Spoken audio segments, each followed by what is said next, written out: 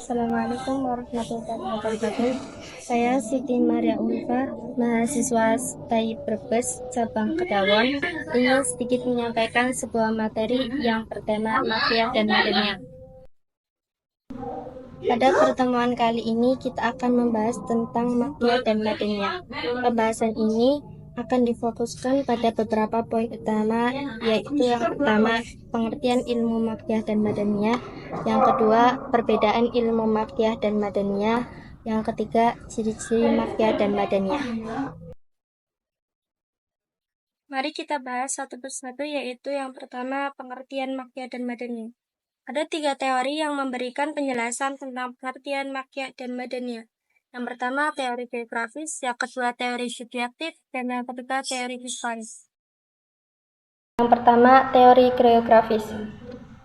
Makkiyah yaitu ayat yang diturunkan di Mekah dan sekitarnya, baik sebelum hijrah maupun sesudah hijrah. Yang Madaniyah yaitu ayat yang diturunkan di Madinah, turun sebelum hijrah atau sesudah hijrah. Kedua, teori subjektif. Makkiyah yaitu ayat yang khitabnya tertuju kepada penduduk Mekah, dan Madaniyah yaitu ayat yang khitabnya berisi panggilan kepada penduduk Madinah dengan menggunakan kata-kata. Yang ketiga, teori historis.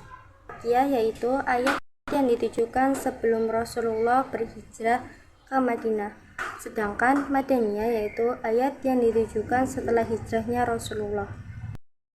Pembahasan selanjutnya yaitu ciri-ciri makkiyah. Yang pertama, ayat dan suratnya pendek dan susunannya luas.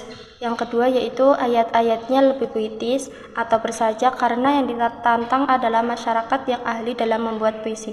Yang ketiga yaitu makkiyah banyak menyebut qasam atau sumpah, tasbih atau penyerupaan, dan amsal atau perumpamaan. Yang keempat, gaya bahasa al-makkiyah juga jarang bersifat konkret, realistis, dan materialis, terutama ketika berbincang tentang kiamat. Yang kelima yaitu surah al-makkiyah mengandung lafaz kalla, yaitu di dalam lafaz Al-Quran ini banyak berulang kali sebanyak 33 kali dalam 15 surat. Yang keenam, surat-suratnya mengandung seruan, contohnya ya ayyuhan nas. Yang ketujuh yaitu mengajak kepada tauhid dan beribadah hanya kepada Allah, peristiwa kebangkitan dan hari pembalasan. Ciri-ciri yang kedua yaitu ciri-ciri madaniyah. Yang pertama, surah-surahnya berisi hukum pidana, hukum warisan, hak-hak pendata. Yang kedua, surah-surahnya mengandung izin untuk berjihad, urusan-urusan perang, hukum-hukumnya, perdamaian, dan perjanjian. Yang ketiga, setiap surat yang menjelaskan hal-hal ikhwal, orang-orang munafik, termasuk Madaniyah, kecuali surat Al-Ankabut yang dinusulkan di Makkah.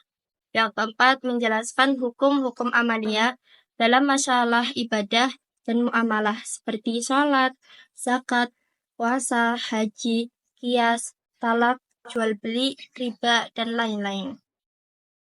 Bahasan yang ketiga yaitu perbedaan makkiyah dan madaniyah. Yang pertama, dari segi konkret kalimat.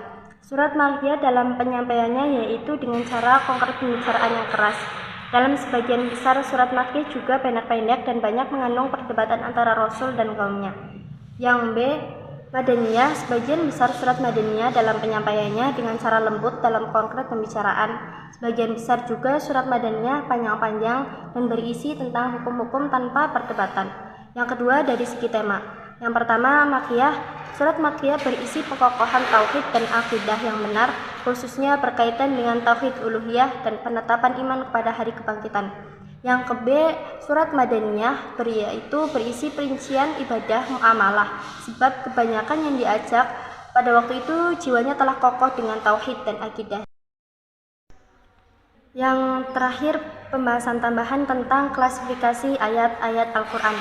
Para ulama sepakat bahwa secara garis besar surah-surah dalam Al-Quran dapat diklasifikasikan menjadi dua, yaitu makkiyah dan madaniyah.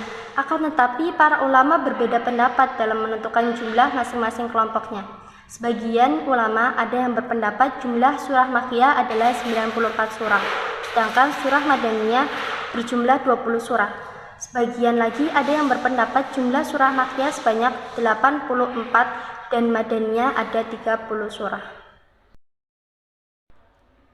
Demikian pembahasan kita mengenai ilmu Makkiyah dan Madaniyah.